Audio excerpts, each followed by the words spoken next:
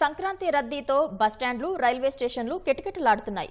పండగకు సొంతూరు వెళ్లేందుకు జనం పోటెత్తడంతో ప్రయాణ ప్రాంగణాలు కిక్కిరిసిపోతున్నాయి.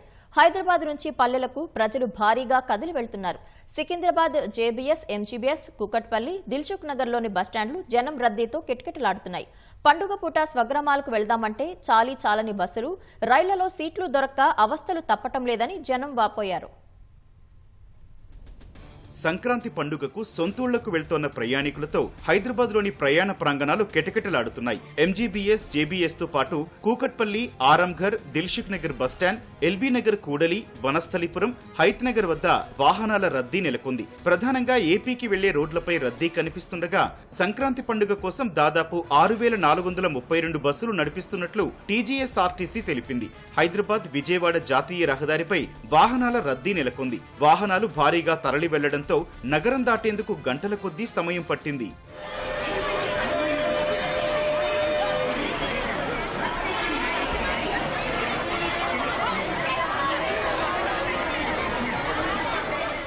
రాష్ట్రంలో రెండో ప్రధాన నగరం వరంగల్లోనూ రద్దీ నెలకొంది. పండుగ రద్దీతో హనుమకొండ బస్టాండ్ జనసంద్రంగా మారింది. ఏకశిలా నగరం నుంచి సమీపంలోని వివిధ ప్రాంతాలకు వెళ్లేవారు సరిపడా బస్సులు లేక గంటల కొద్దీ నిరీక్షించాల్సి వచ్చింది. రద్దీకి సరిపడా బస్సులు నడపకపోవడం వల్లే ఈ పరిస్థితి తలెత్తిందని వాపోయారు.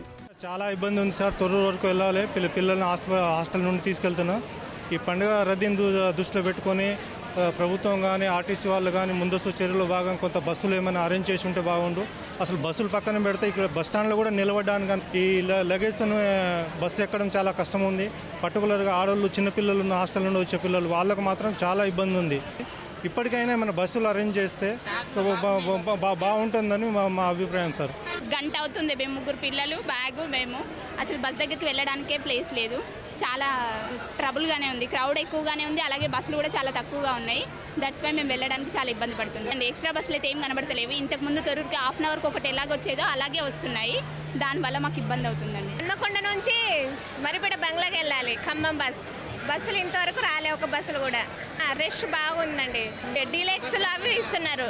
డీలక్స్ బస్సులు ఎక్కువ వేసేసారు. ఖమ్మం, సూర్యాపేట అటు సైడ్ అండి. హాస్టల్ నుంచి తీసుకొస్తున్నాం. అసలు సరే ఒక్క బస్సు రావట్లేదు. బస్సు ఇంకా బస్సు వస్తే ఇంత జనం అసలే ఆగరు. అసలు ప్లేస్ ఉంటుంది. అక్కడనే మొదగానే బస్సు ఫుల్ అయిపోతుంది. రాజ్యాలు వెళ్ళాలి సార్. ఎంతవరకు ఏది వేకెన్సీ దొరకట్లేదు. అసలు సరిగ్గా రావట్లేదు. ఏం చేయాలి, ఏం చెప్పినా ఏం అవసరం లేదనుకున్నట్టే అనిపిస్తుంది. మనం ఎక్స్ట్రా బస్సులు ఏవి లేవు. వచ్చి ఉంటే నేను ఇక్కడే కూర్చుని ఉన్నాగా 11 గంటల నుంచి కూర్చున్నాను. స్టేజ్ దగ్గరికి వెళ్ళనివ్వట్లేదు. కంట్రోల్ చేస్తే కొంత బాగుంటుంది. కంట్రోల్ చేయకుండా ఉండి ఎట్లా? ఒక్క బస్ లేదు, ఏం లేదు. అసలు మస్తు ఇబ్బంది అవుతుంది. అసలు ఇక్కడ దాకా కూడా వస్తారు. అక్కడి నుంచి ఫిల్అప్ అయ్యి ఇక్కడ దాకా వచ్చిన తర్వాత కూడా అసలు ఎక్కడ కింద పడతామో అగ్గ చూడండి. ఎక్కడ కింద పడతామో కూడా తెలియట్లేదు. అసలు అందరు కాలేజ్ వాళ్ళే ఉన్నారు. సగానికి సగం. అసలు ఏం హాలిడేస్ మాకు ఇంటికి కూడా పోబుద్ది కావట్లేదు. ఇటు వల్ల సర్వీసెస్ ఏం బాగలేవు. చాలా డిసప్పాయింట్ అయినాం బస్ సర్వీసెస్ వల్ల. చాలాసేపు అవుతుంది. ఉప్పల్లో కూడా సేమ్ ఇలానే ఉంది. ఉప్పల్లో కూడా సర్వీసెస్ ఏం బాగాలేవు. ఉప్పల్లో కూడా చాలాసేపు వెయిట్ చేసినాం. సేమ్ ఇట్లానే క్రౌడ్ ఉంది.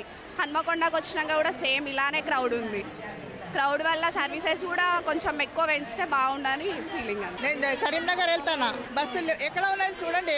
జనం చూడ ఎట్లా ఉన్నది. ఇంకా కొన్ని బస్సులు ఎక్కువ పెట్టి మంచిగా చేస్తే ఇది మొత్తం ఏంటి జనం చూడండి. ఒకసారి చూడండి చుట్టుపక్కల. ఫెస్టివల్ అంటే ఎట్లా ఉండాలి? బస్సులు ఎక్కువ పెట్టాలి. ప్రైవేట్ బస్సులు కానీ ఇంకా ఏమైనా మీ వల్ల అయితే మంచిగా పెట్టాలి. బాగా ట్రాఫిక్ వచ్చింది. అంటే కాలేజ్ పిల్లలకి హాలిడేస్ ఇచ్చారు. ప్లస్ రేపు ఎల్లుండి 3-4 డేస్ కంటిన్యూస్గా హాలిడేస్ ఉన్నాయి కాబట్టి ఈరోజు ట్రాఫిక్ ఎక్స్పెక్ట్ చేసినట్టు బాగా వచ్చింది. మా బస్సెస్ కూడా రెడీగా ఉన్నాయి. మార్నింగ్ నుంచి ఇప్పటి వరకు 115 బస్సులు పంపించాము. ఇంకా ఒక 300 బస్సెస్ ప్లాన్ చేస్తున్నాము. అవి కూడా పంపిస్తాం. షెడ్యూల్ బస్సెస్లో అడిషనల్ ఛార్జెస్ వసూలు చేయట్లేదు. ఓన్లీ ఎక్స్ట్రా బస్సెస్ అయితే వస్తున్నాయో, స్పెషల్ బస్సులు వస్తున్నాయో వాటికి మాత్రమే 1.5 ఫేర్ ఛార్జ్ చేస్తున్నాము.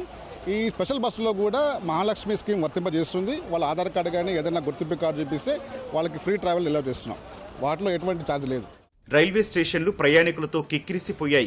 జనం రద్దీ దృష్ట్యా రైల్వే శాఖ పలు ప్రాంతాలకి ప్రత్యేక రైళ్లు నడుపుతోంది. హైదరాబాద్ మెట్రో రైళ్లలోనూ రద్దీ కొనసాగుతోంది. నగరంలోని వివిధ ప్రాంతాల నుంచి LB Nagar, Miyapur, Secunderabad, MGBS, JBS తదితర ప్రాంతాలకు చేరుకునేందుకు ప్రజలు మెట్రో రైళ్లలో ప్రయాణించారు. హైదరాబాద్ నుంచి విజయవాడ, కోస్తాంధ్ర, ఉత్తరాంధ్ర వెళ్లేవారు ఎక్కువ మంది రైళ్లలో సీట్లు దొరక్క అవస్థలు పడ్డారు. ప్రత్యేక రైళ్లలో అన్రిజర్వ్డ్ సీట్లు ఎక్కువగా ఉంటే ఉపయోగకరమని చెబుతున్నారు.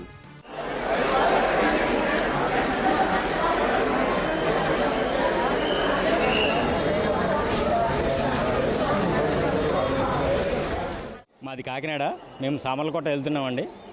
కాబట్టి గవర్నమెంటు, సెంట్రల్ గవర్నమెంట్ దీన్ని దృష్టిలో పెట్టుకొని, ఈ రద్దీని దృష్టిలో పెట్టుకొని ప్రతి ఒక్కరికి రిజర్వేషన్ అనేది రావు. కాబట్టి ప్రతి ట్రైన్కి కూడా జనరల్ బోగి అని ఒక 4-5 పెంచితే టికెట్లు రిజర్వేషన్ దొరకలేని వాళ్ళందరూ కూడా జనరల్ బోగులు అడ్జస్ట్ అయ్యి వెళ్తారు, మరీ తొక్కుకోకుండా.